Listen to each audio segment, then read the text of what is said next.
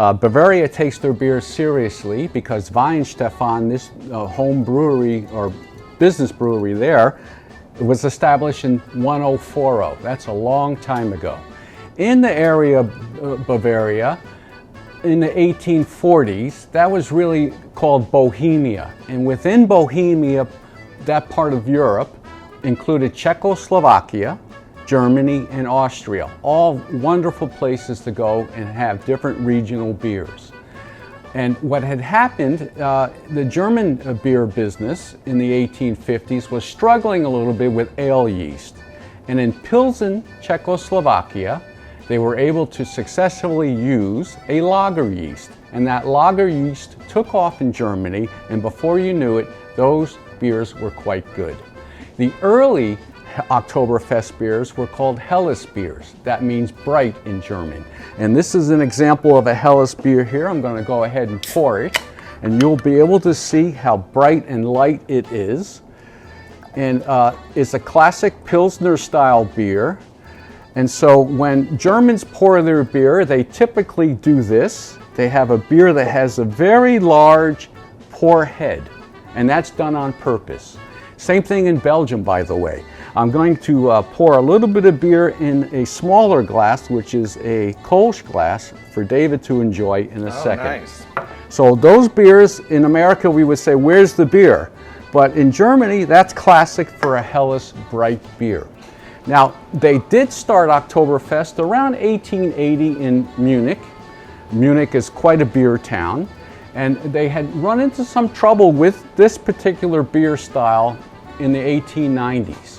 What had happened was they were making the beer in summer and drinking the beer in September, October for fest. And they were having bad batches. And so what they decided to do was to make the beer in March with a little bit more malt, and that beer is called a Marzen. And we have an example of a Marzen here from Gallagher's, and I'm going to pour this beer in the German style again so you can see how we want this Marzen to be finished. And once again, I'm going to give Dave a little bit of Marzen in a Edmunds Beer Fest glass from last year. I'll give him a little bit more. Very little, yeah. Yeah, so Marzens actually is March beer, and you'll see both Fest, Helles Pilsners, and Marzens, which are a little bit more malt, in stores and in brew pubs, and even here at Gallagher's they make a Marzen Oktoberfest. We're going to move to section 2 today, and we're actually going to begin to taste beer. And so here I'm going to have David help me. Remember, we've got two beers that we poured. One is a light beer, and the other one is a darker beer, Oktoberfest Marzen. In the light beer, when you taste beers, you want to look at the color of the beer. You may see that here. I'm going to move it around so you see it. Is it clear? The clarity of the beer. And if you really are able to see, at home you can do this, you will see carbonation of the beer in the glass. So that's the Pilsner Helles, and this is the darker beer, which is a little bit harder to see the carbonation. So when you do a beer tasting at home, the most important thing you can do prior to the beer tasting is to make sure you have a very clean glass. Rinse that glass 4 or 5 times with water if you have to. Set up all your tasting glasses, rinse them, and then you're ready to go. In between each flight, we would call these flights if we had a beer tasting at home, the first beer round, the second beer round. In between those flights, you want to serve maybe an oyster cracker that's not salted, or perhaps a piece of Asian pear, or even a grape, okay? But you don't want to have chips or pretzels with salt or popcorn, God forbid. Don't use those things in between beer flights. They're going to affect your organoleptic interpretation of the beer. Now, we talked about color, clarity, and carbonation.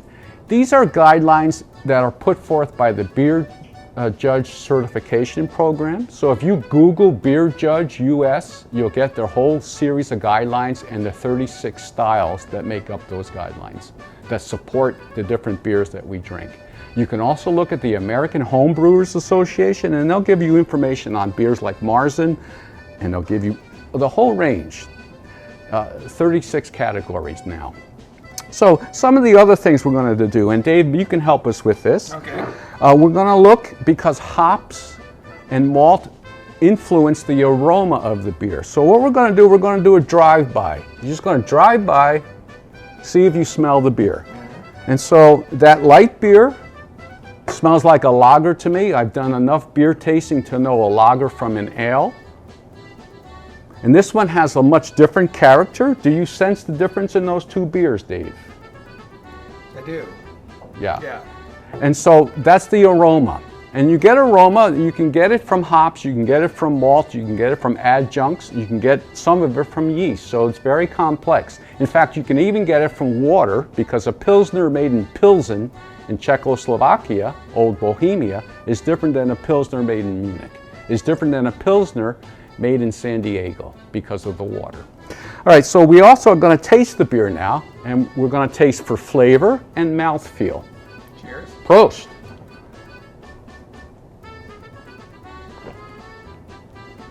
So if you're doing this at home and you've got a full pour, take a full sip.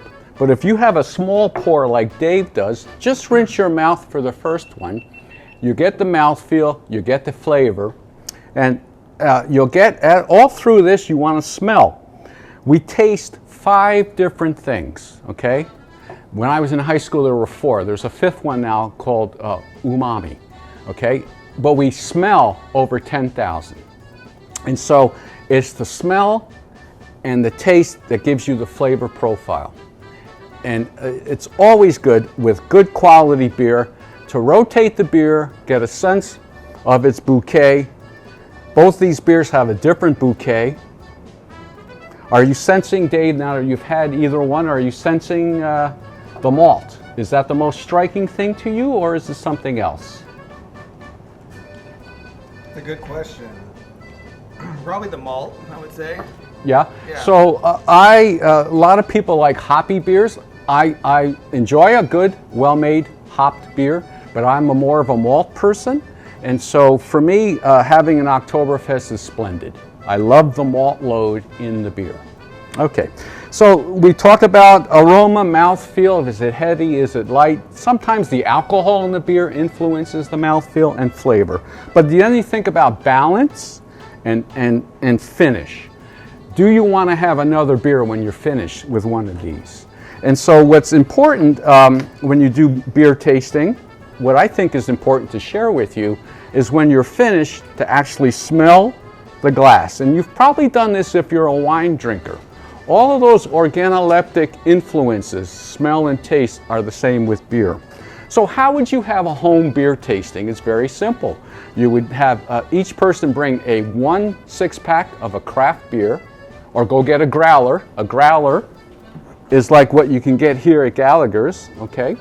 And so when you come back with that 6-pack, everyone has a different 6-pack, and you're going to do 3 or 4 ounce pours, small pours, so that they can savor it. And if you have 6 beers and they each do a 4 ounce pour, that's 24 ounces, that's 2 beers. Now you have to be careful. Some people can feel two beers, so you want to make sure you take care of one another. But spread out that tasting, 4 or 5 or 6 different kinds of beer. If you don't want to do it that way, do it by region. Do German beers, Belgian beers, American beers, Australian beers, all kinds of beer. Don't forget Canadian beers. I'm Canadian American. Canadian beers are wonderful. So you can have that kind of a tasting. Now, if you want to do a tasting at home and you have experts, your best friends say that they're IPA experts, do a blind tasting and just do IPAs, which are usually light.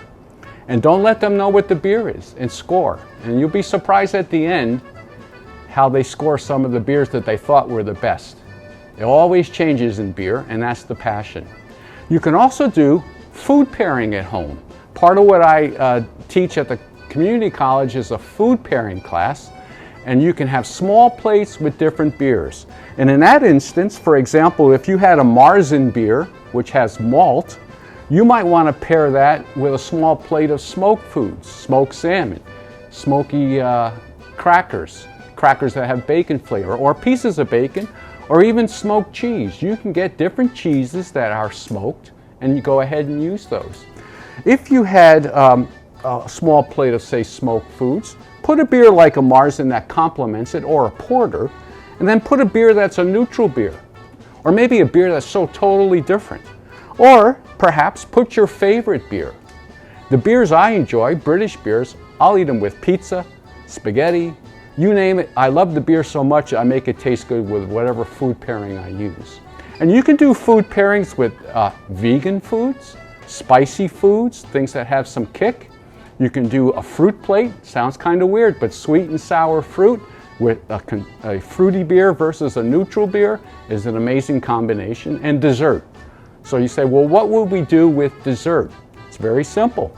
Have a piece of chocolate, have a piece of lemon bar, have a piece of shortbread, have a piece of Irish soda bread, and have that with a lighter beer or a beer on nitrogen like Guinness, and have that with a neutral beer or your favorite beer.